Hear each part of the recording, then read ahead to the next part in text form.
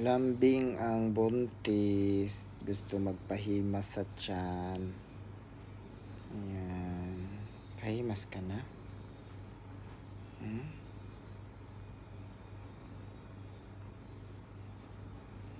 Nagpapahimas ang buntis. Ayan na oh. Halata na yung anak mo na. Halata na siya, day. Kaya ang lambing-lambing ito, hindi naman tumatabi eh.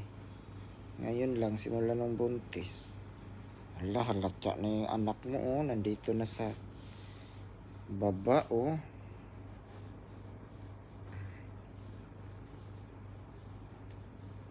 Sige na, sleep na.